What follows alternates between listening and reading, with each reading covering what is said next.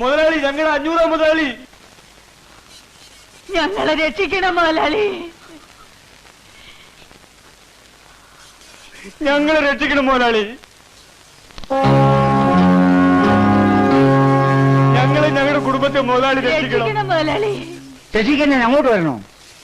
കേറി വാ.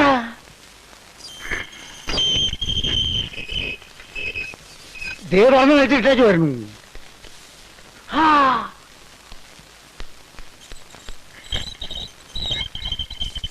അപ്പൊ അടച്ചു കൂട്ടിയോ? ഇനി പോകാൻ പരിപാടിയില്ലേ?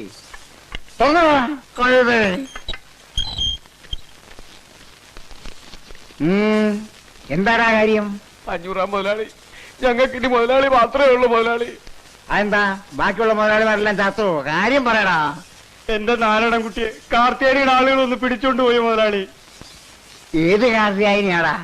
കടപ്പുറത്ത് കാർത്തിയാനി എന്ന് പറഞ്ഞ് ഒരുത്തി വന്ന് താമസിക്കുന്നുണ്ട്. അവള് ഇയാളുടെ മകനെ പിടിച്ചു വെച്ചിരിക്കുക മുതലാളി. ആ, അതൊക്കെ പോലീസ് അടിച്ചെന്ന് പറയടാ. ഞാൻ പറഞ്ഞാന്ന് പറ. പോലീസുമായിട്ട് ഞങ്ങൾ ചെന്നതാ മുതലാളി, എന്നിട്ടും അവൾ അവനെ വിട്ടു തന്നില്ല. ആ, അത് ശരി. അപ്പോ ഈ പോലീസും പട്ടാളവും എല്ലാം തോറ്റെടുത്ത് ഇനി ഞാൻ പോയി അടി കൂടണല്ലേ? എനിക്ക് മനസ്സില്ല. ഓടുന്നു. ആ, കടപ്പുറം കാർത്തിയാനിക്ക് എല്ലാ സഹായവും ചെയ്തു കൊടുക്കണത് ആ ആനപ്പാറയിലെ അച്ചമ്മയാ.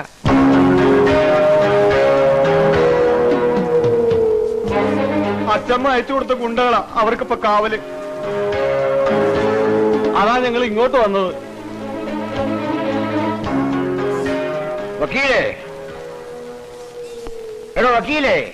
ഞാനിവിടെ ഉണ്ട്. ഉണ്ടെന്ന് എനിക്കറിയാം. ഇല്ലാത്തവരെ ഞാൻ വിളിക്കുവോ? താനാ ഫോണിൽ എടുത്ത് കറക്കി നമ്മുടെ പിള്ളേരേക്ക് നീ വരാൻ പറ. ഈ കേസിൽ നമ്മൾ ഇടപെടണം മുതലാളി. ഇതൊരു പെണ്ണ് കേസല്ലേ? നിങ്ങൾക്കറിയില്ലേ പെണ്ണുങ്ങളുമായി ബന്ധപ്പെട്ട ഒരു കേസിലും 500 ഇടപെടില്ലെന്ന്? എടോ വക്കീലേ, ഞാൻ കേട്ടിടത്തോളം ഇതൊരു പെണ്ണ് കേസല്ല. ആനപ്പാറയെ തള്ളയും മക്കളും ഇടപെട്ട കേസാ. അവർക്കെതിരായിട്ട് ആരെന്ത് സഹായം ചോദിച്ചു പറ്റി തോന്നാലും ഈ 500 സഹായിക്കും. 500 സഹായിക്കും. സഹായിക്കും. അത് നീയാണ് തീരുമാനിക്കുന്നത്, ഞാനല്ലേ തീരുമാനിക്കേണ്ടത്. താഴേതാ. താൻ വിളിയോ? ഇത് രണ്ടും 2 മാസത്തെ ബില്ല്.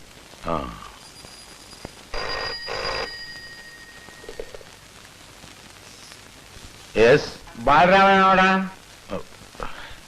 അതെ, ഞാൻ ബാലരാമനാ. നീ ഇവിടെ മതി എന്ന് പറഞ്ഞല്ലോ.